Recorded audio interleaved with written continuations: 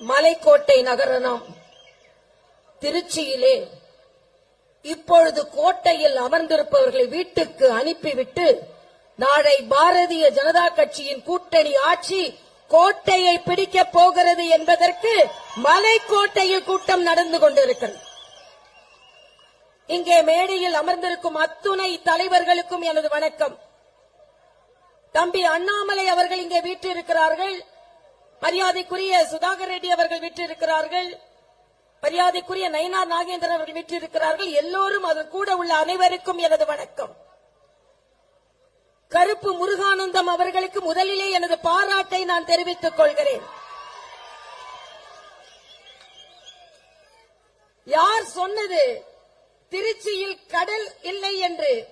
கடல் அலை இல்லை என்றாலும் தலைகளாக அலைகள் வீசிக்கொண்டிருக்கிறது.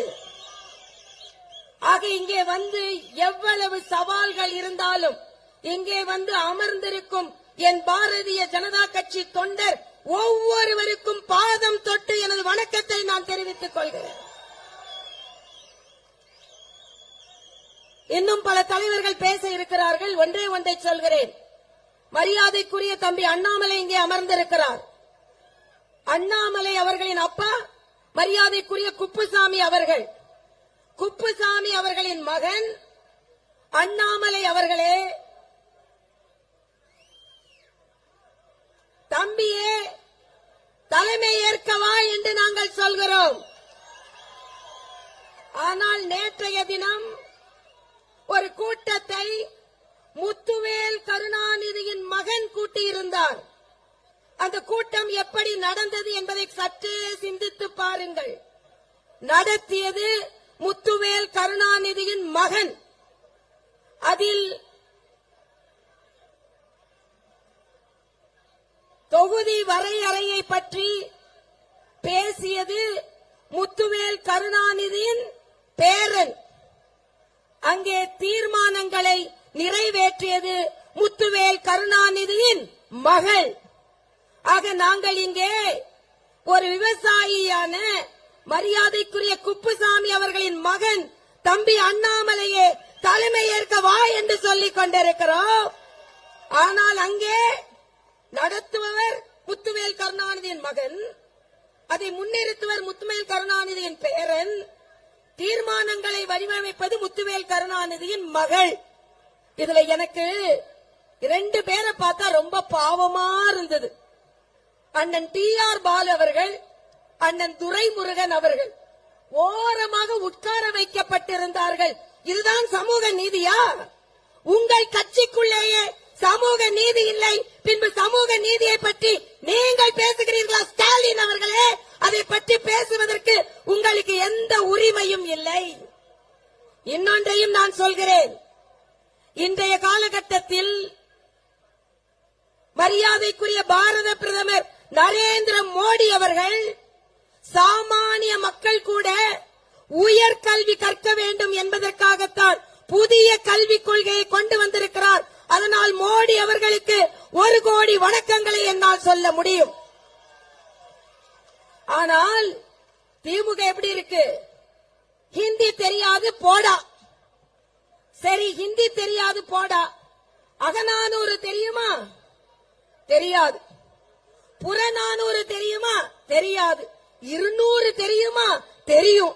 ஏனென்றால் நாங்களெல்லாம் 200 ஊபிஸ், அதனால 200 எங்களுக்கு தெரியும்.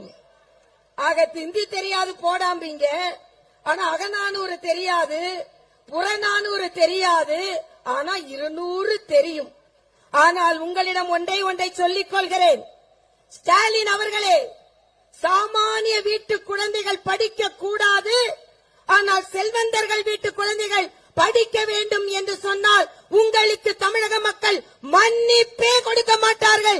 நீங்கள் நிச்சயமாக வீட்டிற்கு சென்றே ஆக வேண்டும் என்பதை இந்த மலைக்கோட்டையில் நாங்கள் உறுதிமொழி ஏற்கிறோம். இன்றைய காலகட்டத்தில் எதற்காக நாம் இங்கே கூடியிருக்கிறோம்? பொய் பிரச்சாரம் செய்து கொண்டே இருக்கிறார்கள். பாரதிய ஜனதா கட்சி இந்தியை திணிக்கப் போகிறது என்று சொல்கிறார்கள். இல்லை, நாங்கள் திணிக்கப் போவதில்லை, இந்திய மொழியை படியுங்கள் என்று சொல்கிறோம். ஆனால் நீங்கள் இப்படி சொல்லிக் கொண்டே இருக்கிறீர்கள். தமிழையாவது ஒழுங்கா படிக்கிறீர்களா? நான் ஏற்கனவே சொன்னதை போல அண்ணன் துரைமுருகன் அவர்களும் அண்ணன் டி.ஆர். பாலு அவர்களும் ஒரு ஓரத்துல உட்கார்ந்து இருக்காங்க. திராவிட முன்னேற்ற கழக தொண்டர்களை உங்களிடம் ஒன்றை கேட்டுக்கொள்கிறேன். ஒரு குடும்பம் வாழ்வதற்காக, ஒரு கூட்டம் என்றால் அந்த குடும்பத்தை சார்ந்தவர்கள் பேசுவதற்காக, அந்த குடும்பத்தை சார்ந்தவர்கள் அனுமதிக்காக, அவர்கள் அனுபவிக்க வேண்டும் என்று ஓடோடி உழைக்க போகிறீர்களா? இல்லை என்றால் பாரதிய ஜனதா கட்சி போன்ற சமூக நீதியை பின்பற்றும் கட்சியை நீங்கள் ஆதரிக்க போகிறீர்களா என்று நான் கேட்டுக்கொள்கிறேன். வருங்காலத்தில் 2026 திராவிட முன்னேற்ற கழக தொண்டர்கள் பாரதிய ஜனதா கட்சிக்கு பணியாற்றுவார்கள் என்பதை நான் தெரிவித்துக் கொள்கிறேன். ஏனென்றால் அங்கே பணியாற்றினா முத்துவேல் கருணாநிதியின் பேரன் மகன் மகள், ஆனால் இங்கே பணியாற்றினால் குப்புசாமியின் மகன் அண்ணாமலை. ஆக இந்த காலகட்டத்தில் நான் ஒண்ணு சொல்றேன். ஆர்.எஸ். பாரதின்னு ஒரு அண்ணன் இருக்கார். நாம அப்படிலாம் சொல்ல மாட்டோம். நாம மோடின்னு சொல்லிதான் பழக்கம், நம்மளுக்கு கேடின்னு சொல்லிலாம் பழக்கம் கிடையாது. ஆனா அவர்கள் சொல்வதை போல நீங்க சொன்னா, தொண்டர்கள் சொன்னால் அதை நான் ஒத்துக்கொள்கிறேன். சொல்றாரு என்னை பார்த்து, அது இது என்னன்னு கேட்டா ஒருத்தர் ட்விட்டர்ல எழுதுறாரு, என்னோட அவருக்கு 15 வயசு பெரியவராம், அதனால அது இதுன்னு எழுதுவாராம். நான் இன்று மருத்துவராக உங்கள் முன்னால் நின்று கொண்டிருக்கிறேன். தொண்டர்களை உங்களிடம் சொல்கிறேன், இதை பக்கத்தில் உள்ள தஞ்சை மருத்துவக் கல்லூரியில் தான் நான் படித்தேன். இன்று கூட புன்னைநல்லூர் மாரியம்மனை பார்த்து எழுதிவிட்டு நான் வந்தேன். சென்னையில் பிறந்த எனக்கு அன்பை சொல்லிக் கொடுத்தது இந்த தஞ்சை மண். சாமானிய மக்களின் வாழ்வை சொல்லிக் கொடுத்தது இந்த தஞ்சை திருச்சி மண். ஒரு பரீட்சையில் கூட ஃபெயில் ஆகாத மாணவி நான். உயர்கல்வி படித்திருக்கிறேன். இதுவரை இந்தியாவில் ஒரு சிலரே படித்திருக்கின்ற ஃபீட்டல் தெரப்பி என்ற படிப்பை படித்திருக்கிறேன். ஆனால் என்னை பார்த்து சொல்கிறீர்கள் என் தந்தையின் கோட்டாவில் நான் படித்தேன் என்று. நான் கேட்கிறேன், உதயநிதியை துணை முதலமைச்சராக வைத்திருக்கிறீர்களே, யாருடைய கோட்டாவில் வைத்திருக்கிறீர்கள்? முதலமைச்சர் ஸ்டாலின் அவர்களே, இன்று ஸ்டாலின் அவர்கள் முதலமைச்சராக உட்கார்ந்து இருக்கிறீர்களே, நான் சிறு வயதிலிருந்து பார்த்திருக்கிறேன். அந்த கட்சிக்கு ஓடி ஓடி உழைத்தவர்கள் நாஞ்சில் மனோகரன், மதியழகன், கே.ஏ. கிருஷ்ணசாமி, அன்பழகன், இவர்களை எல்லாம் விட்டுவிட்டு ஸ்டாலின் அவர்களே உட்கார்ந்து இருக்கிறீர்களே, எந்த கோட்டாவில் உட்கார்ந்து இருக்கிறீர்கள்? எந்த கோட்டாவில்? இன்னைக்கு நாம உழைக்கிறோம், நமக்கு வேர்க்குது. ஆனா நேத்து உதயநிதி பேசும்பொழுது ஒரு 4 வார்த்தைய பத்திரிகை பேப்பரை பார்த்து படிக்கல, வேர்க்குது வேர்க்குது வேர்க்குது. அப்ப தகுதி இல்லாமல் ஒரு இடத்தில் வைத்திருந்தால் நிச்சயமாக உங்களுக்கு வேர்க்கத்தான் செய்யும். அதனால் சொல்கிறேன், இன்றைய காலகட்டத்தில் பாரதிய ஜனதா கட்சி நிச்சயமாக வெற்றி பெறும். அதற்கு புதிய கல்விக் கொள்கை என்ற தமிழ் வழி கொள்கை. கனிமொழி அவர்களை கேட்கிறேன், இன்று சொல்கிறார்கள், மரியாதைக்குரிய நிர்மலா சீதாராமன் அவர்களை பற்றி சொல்கிறார்கள். நான் கேட்கிறேன், கனிமொழி அவர்களே, இந்த தமிழிசை 5வது வரை தமிழ் மீடியம் பள்ளியில் படித்தேன். தமிழ் அறிஞரின் மகளாகிய நீங்கள் எந்த வழி கல்வியில் படித்தீர்கள்? தமிழ் மொழியை வளர்க்கிறேன், தமிழ் மொழியை வளர்க்கிறேன் என்று கலைஞர் கனிமொழியை தானே வளர்த்தார். தமிழ் மக்களை பாதுகாக்கிறேன், தமிழ் மக்களை பாதுகாக்கிறேன் என்று தம் மக்களை தானே பாதுகாத்தார்.